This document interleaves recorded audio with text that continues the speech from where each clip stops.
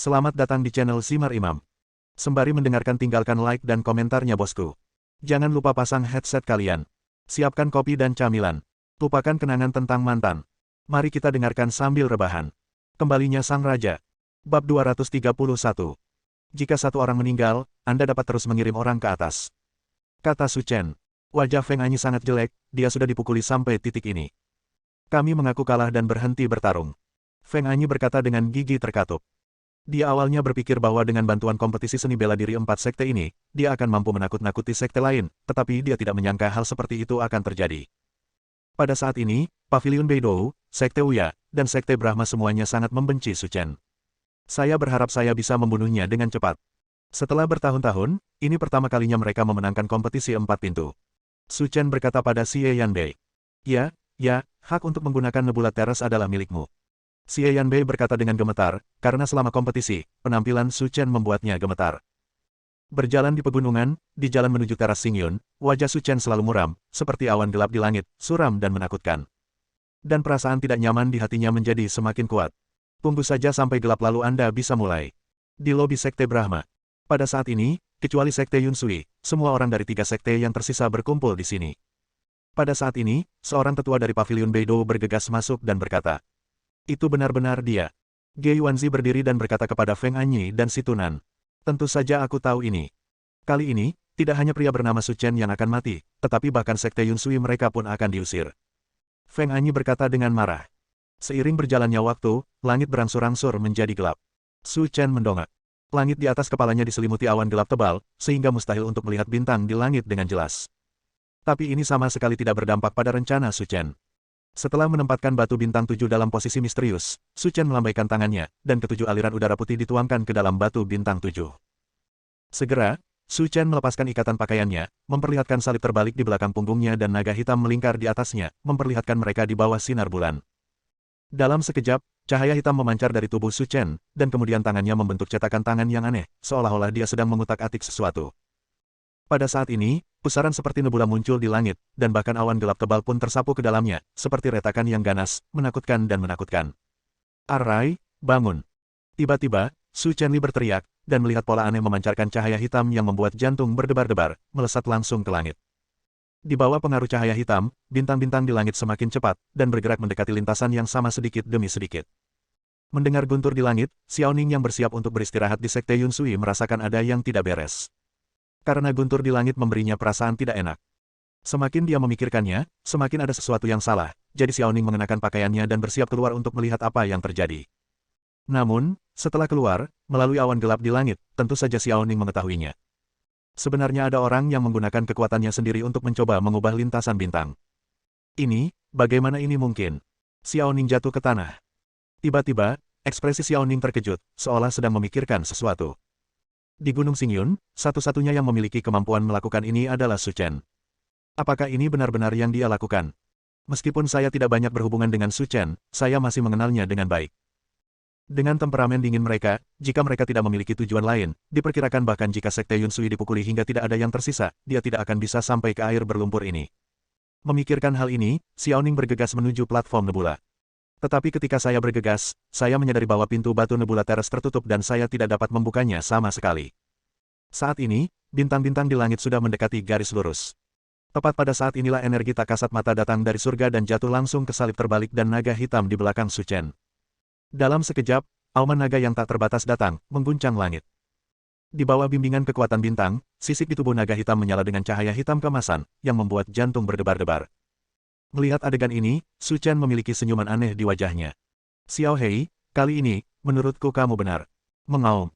Raungan naga lainnya datang, seolah menanggapi Su Chen. Saat ini, di Villa Haitang di Linyang, Lin Ruohan baru saja berganti pakaian malam putih dan hendak memakainya lagi untuk terakhir kalinya. Tapi tiba-tiba, aku merasakan jantungku berdebar kencang, dan aku terjatuh dengan keras di tempat tidur.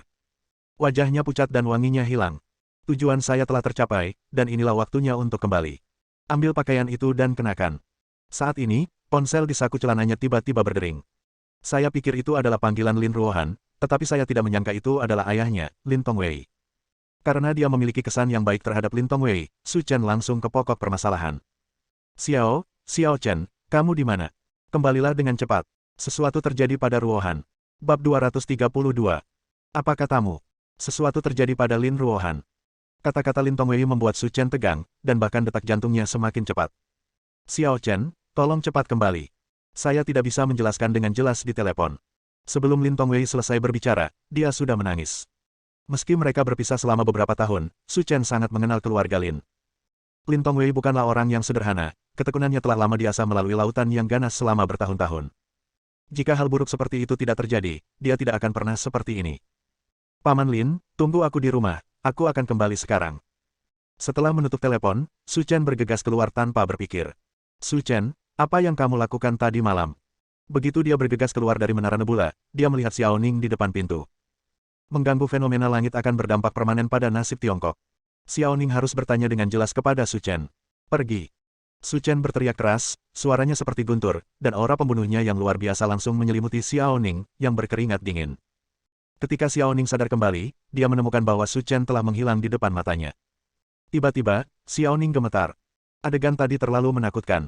Ini seperti menghancurkan dirimu sendiri. Setelah mengelak beberapa kali berturut-turut, Su Chen bergegas menuruni gunung, masuk ke BMW M6 miliknya, menginjak pedal gas, dan pergi. Pada saat ini, di lobi Sekte Brahma, para pemimpin dan tetua dari 3 sekte besar berkumpul di sini, bersiap untuk menyerang Su Chen. Pada saat ini, seorang murid dari Sekte Brahma berlari kembali dengan tergesa-gesa. Tuan, ada apa? Kami baru mengetahui bahwa anak laki-laki bernama Su Chen keluar dari Menara Nebula. Mendengar ini, Feng Anyi tertegun dan tanpa sadar berkata, bagaimana ini mungkin? Dia baru saja mendapat hak untuk menggunakan Menara Nebula dan dia melepaskannya begitu cepat. Ya, kami melihatnya kehabisan itu, seolah-olah ada sesuatu yang mendesak. Keadaan darurat. Kepala dari 3 sekte besar saling memandang, lalu si Tuan berkata, Tuan Feng, menurut dugaanku, bocah Su Chen itu pasti ada sesuatu yang harus dilakukan, jadi dia pergi sementara. Kita bisa menggunakan kesempatan ini untuk mengirim orang untuk menyergapnya di sana, dan menunggu dia kembali untuk menyergapnya. Itu juga yang kupikirkan. Feng Anyi berkata, karena Su Chen adalah musuh bersama dari 3 sekte utama kita, mari kita kirim masing-masing sesepuh untuk menyergap Su Chen dan membunuhnya ketika dia kembali. Bagus. Ge Yuanzi dan si Tuan setuju. Perjalanan dari Gunung Xingyun ke Villa Haitang awalnya memakan waktu lebih dari 2 jam, tetapi Su Chen bergegas kembali dalam 1 jam. Di depan pintu villa, seorang lelaki tua berpakaian abu-abu berdiri. Setelah melihat Su Chen, dia berkata dengan ekspresi sedih. Tuan Su Chen, saya menunggumu di dalam. Su Chen tidak tahu siapa lelaki tua di depannya, dan sekarang, dia tidak tega memikirkan hal-hal ini, tetapi bergegas masuk dengan 3 langkah sekaligus. Paman Lin. Di depan pintu kamar Lin Ruohan, Su Chen melihat Lin Tongwei berdiri di sana dengan wajah pucat, dengan air mata masih di sudut matanya. Xiao Chen, kamu, pergi dan temui Ruohan. Melihat Su Chen, Lin Tongwei tua menangis, seperti orang tua yang sekarat, seluruh tubuhnya roboh. Jantung Su Chen berdebar kencang, dan tanpa peringatan, tangannya sudah gemetar. Suara, klik. Pintu Lin Ruohan dibuka, dan ketika dia melihat pemandangan di dalam, Su Chen tertegun di tempat seperti sambaran petir. Seolah-olah warna dunia ini menghilang dalam sekejap, hanya menyisakan abu-abu dan putih. Lin Ruohan sedang berbaring miring di tempat tidur, wajahnya pucat, tapi yang tidak bisa diterima Su Chen adalah dia telah menyerahkan hidupnya. Saat ini, Lin Ruohan mengenakan gaun malam putih yang dia kenakan saat menghadiri pesta bisnis terakhir kali. Dan di pelukannya, dia masih memegang jas biru yang dia kenakan. Ini seperti memegang mimpi biru, tersembunyi jauh di lubuk hatiku, di luar jangkauan. Su Chen tiba-tiba teringat kejadian hari itu. Dia berdiri di depan cermin sambil tersenyum dan berkata pada dirinya sendiri. Saudara Chen, lihat bagaimana saya berpakaian sekarang, dengan gaun putih. Apakah saya terlihat seperti pengantin? Kakak Chen, jika aku menikah, apakah kamu masih akan melindungiku? Saat itu, saya juga mengatakan bahwa dia akan menjadi yang tercantik saat mengenakan gaun pengantin. Namun, saya tidak menunggu hari itu. Dan Lin Ruohan tidak menunggu hari itu. Namun, Lin Ruohan tahu bahwa dia tidak menyesal. Menurutnya, dialah yang paling cantik mengenakan gaun malam putih bersama saudara Chen dan jas di sisinya. Meski tidak ada lonceng gereja dan pemberkatan yang menunggu, itu sudah cukup. Dia sudah puas. Kaki Su Chen terasa seperti paku, seolah-olah terkurung oleh waktu, memadatkan potongan-potongan masa lalu ke dalam keabadian. Su Chen tersandung, tidak mampu berdiri. Dia pernah berpikir bahwa kebahagiaan dan kenyamanan sudah dekat, tetapi hal itu hancur di akhir dunia. Kenapa? Bagaimana ini bisa terjadi? Apa yang terjadi? Su Chen gemetar, matanya merah padam. Kamu tidak ada di rumah tadi malam, tapi kamu seharusnya memperhatikan fenomena aneh 7 bintang di langit, kata Lin Tongwei dengan suara rendah. Apa katamu? 7 bintang berturut-turut. Mendengar perkataan Lin Tongwei, Su Chen tampak bersemangat. Saya tidak tahu apa hubungannya masalah ini dengan kematian Lin Ruohan.